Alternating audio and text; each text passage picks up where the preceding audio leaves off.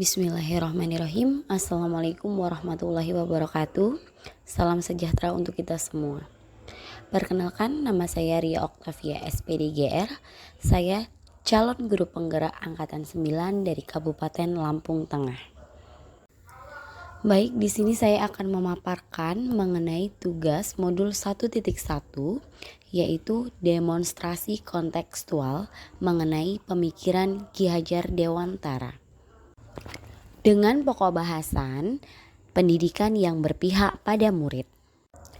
Sebelum kita memasuki pokok bahasan kita, yaitu pendidikan yang berpihak pada murid, alangkah lebih baiknya kita memahami terlebih dahulu filosofi pendidikan Ki Hajar Dewantara, yaitu pendidikan diartikan sebagai tempat persemaian benih-benih kebudayaan dalam masyarakat.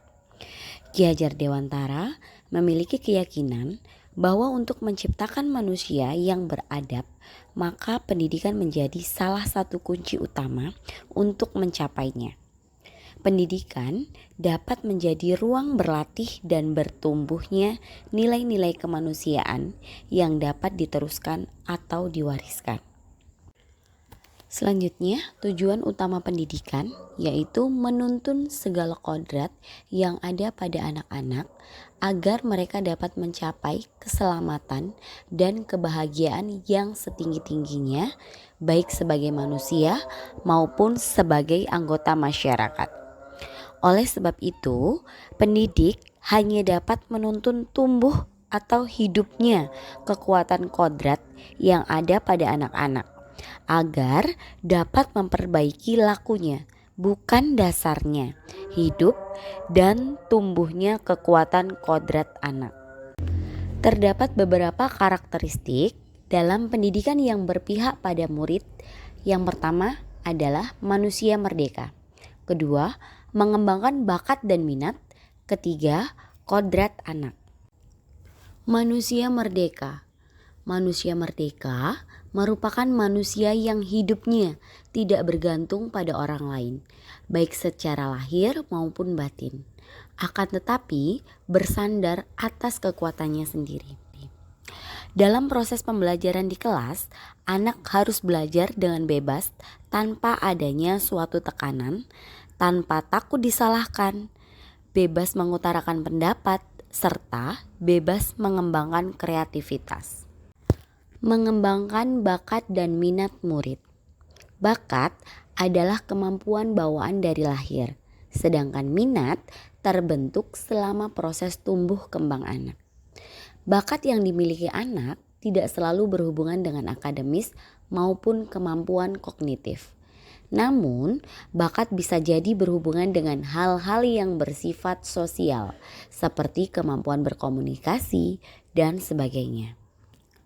Dalam pembelajaran, guru melakukan asesmen diagnostik untuk dapat lebih mengenal karakteristik anak dan mengembangkannya potensi berdasarkan bakat dan minat anak. Selanjutnya yaitu kodrat anak. Pendidikan anak sejatinya menuntut anak supaya dapat mencapai kodratnya sesuai alam dan zamannya. Cara belajar murid pada masa kini tentu sangat berbeda dengan murid zaman dahulu. Salah satu yang terlihat menonjol yakni anak zaman sekarang lebih dapat menguasai teknologi dibandingkan orang tua. Untuk itu, sebagai pendidik harus bisa adaptif terhadap perkembangan zaman sehingga proses tumbuh kembang anak dapat optimal. Pendidikan yang berpihak pada murid menurut Ki Hajar Dewantara juga terlihat dari semboyan Ki Hajar Dewantara, yaitu yang pertama Ingarso Sungtulodo, di depan memberi contoh. Guru adalah sosok yang luar biasa, sosok yang selalu menjadi panutan siswa. Seorang guru sebagai tauladan bagi anak didiknya. Yang kedua, Ingmadyo Mangunkarso, di tengah memberi semangat. Guru haruslah selalu memberikan energi positif, senantiasa selalu memberikan semangat belajar supaya anak didiknya semangat menimba ilmu. Yang ketiga, Tutwuri Handayani, di belakang memberikan daya kekuatan. Guru selalu memegang erat tangan anak didiknya, di mana ketika anak terpuruk dalam kegagalan belajarnya, disitulah peran guru dalam memberikan daya kekuatan. Berikut ini adalah beberapa contoh penerapan pemikiran Ki Hajar Dewantara secara kontekstual di sekolah yang saya ajar, yaitu di SMK Karya Wiyata Punggur. Yang pertama, ada apel pagi. Setiap hari, di pagi hari selalu melaksanakan apel pagi. Kemudian ada Jumat Sehat, lalu ada Jumat Keputrian, dan ada diskusi kelompok di dalam kelas. Selanjutnya terdapat tantangan dalam pendidikan yang berpihak pada murid. Di antaranya yaitu rendahnya minat dan motivasi peserta didik dalam mengikuti program yang telah disediakan oleh pihak sekolah. Kemudian yang kedua, kemampuan guru yang masih belum menyeluruh dalam memahami pemikiran Ki Hajar Dewantara, seperti pendidikan yang berpihak pada murid.